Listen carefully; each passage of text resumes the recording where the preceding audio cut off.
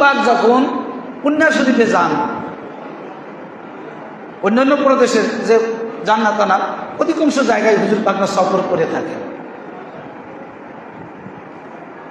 তো বিশেষ করে পুণ্যা শরীফে বছরে 2-1 যানই, যেহেতু ওখানে তাদের পূর্বপুরুষের রওজা পাক আছে। ওখানে যখন ঈদে মিলাদুন নবীর অনুষ্ঠান হয় বড় আকারে, যিনি ওখানে কি আছেন, শাহিদ আছেন হযরত শেখ শাহ রওশন আলী জাদ্দিন ইবাদ সাল্লাম, তানার পবিত্র উরুস পাক ফাল্গুনে হয়, ও উরুস পাকেও যান।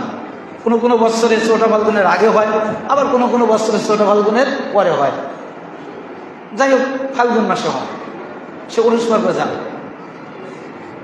এই 14 ফাল্গুনের পরের উরুস পাকে ওই সফরে ওই বৎসরে আমিও পুণ্যা শরীফে উপস্থিত ছিলাম। তো আমরা ট্রেন যোগে ছিলাম, আর হুজুর পাক তার ব্যক্তিগত গাড়ি নিয়ে তিনি তার মতো গিয়েছিলেন।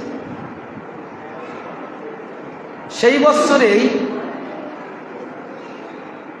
হুজুর পাকের গাড়ি বহর যখন চেকিং করা হয়েছিল ওই পুণ্যা শরীফ বর্ডারে, এটা ছোট মালিক পাক তিনি একেবারে সাধারণভাবে থাকেন, এটা আপনারা দেখছেন। কোনো যে একবারে খুব ফিটফাট জুব্বা বা ওই রকম কিছু নেই, একেবারে নর্মাল। এবং হুজুর পাক কথাও বলেন নর্মালভাবে, একেবারে নর্মাল।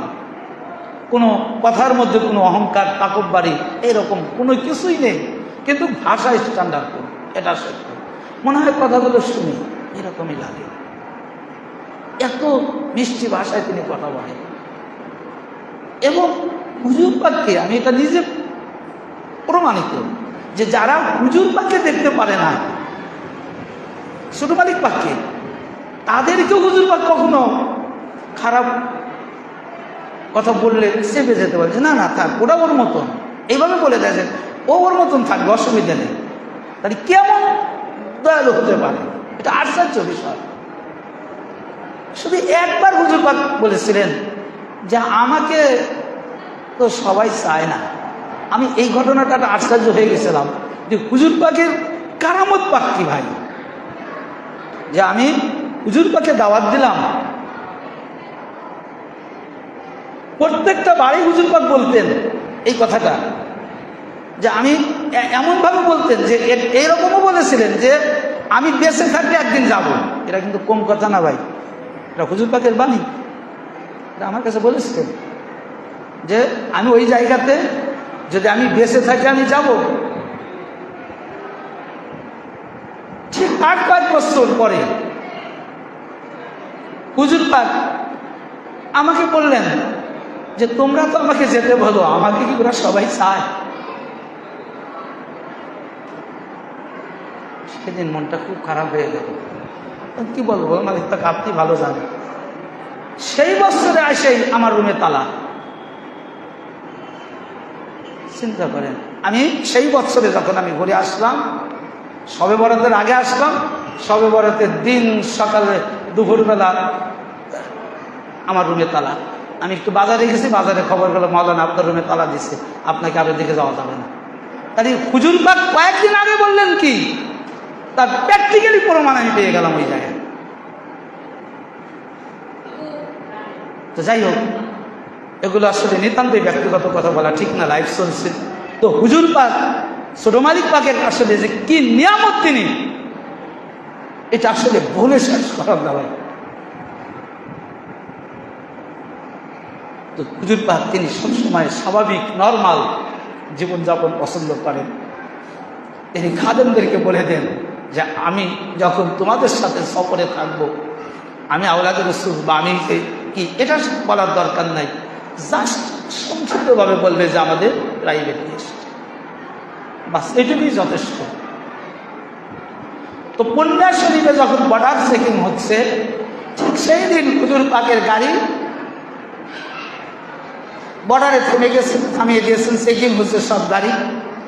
তো ওই দিনের প্রত্যেকটা জায়গায় একজন করে ফার্স্ট ক্লাস অফিসার থাকেন, গ্যাজেট অফিসার থাকেন। ওই গ্যাজুয়েট অফিসার তিনি হুজুর পাকের গাড়িকে লক্ষ্য করে বলতেছিলেন যে ভাই আপনাদের ওই গাড়িতে কি আছে? তো খাদেম সাহেব বলছে যে ওটা আমাদের প্রাইম গেস্ট। বলে ওনার সাথে আমরা একটু কথা বলতে পারবো কি, দেখা করবে কি? তো বললেন যে ঠিক আছে, আপনারা যখন বললেন আমরা একটু আর্জি দিয়ে দেখি উনি রাজি আছে কিনা। তো যখন হুজুর পাকের কাছে আর্জি করা হলো, হুজুর পাক বলে হ্যাঁ অবশ্যই, বলো আমি আসছি। তো অফিসারের কাছে খবর দেওয়ার পরে হুজুর পাক নিজেই গাড়ির থেকে পা নামিয়ে দিয়েছেন। যে হুজুর পাক গাড়ি থেকে নেমে সামনের দিকে আসছেন আর অফিসার হুজুর পাকের দিকে যাচ্ছেন। অফিসার বলছেন যে আপনাকে আসার দরকার নেই, আমরাই আসছি। হুজুর পাক ওটা মানছে না, হুজুর পাকের গতিতে হুজুর পাক আসছেন। এবং অফিসার যখন হুজুর পাকের সামনে দাঁড়িয়েছে,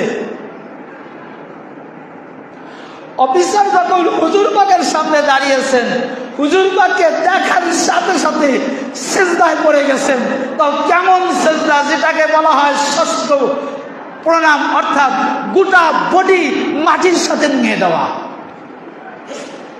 সিজদার অনেক নিয়ম আছে। আমরা যে সিজদা দেই, নাক আর কপাল শুধু জমিনেতে ঠেকাই। আর হিন্দুদের একটা প্রণাম আছে, একটা সিজদা আছে, সেটা গোটা দেহ জমিনের সাথে উপর করে একেবারে উপর হয়ে পড়ে যায়। তো ওই অফিসার হুজুর পাকের কদম পাকে ষষ্ঠী প্রণাম যেটাকে বলা হয়, সমস্ত বডি জমিনের সিজদায় নিয়ে করে বলতেছেন এ আদমি, এ নেহি আদমি হয়, এ কোনো মানুষ না, এ কোনো মানুষ নয়।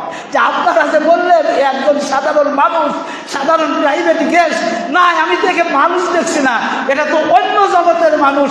অর্থাৎ ছোট মালিক পাককে দেখে বলছেন এ নেহি আদমি হয়, এ সাধারণ কোনো মানুষ নয়। ভাই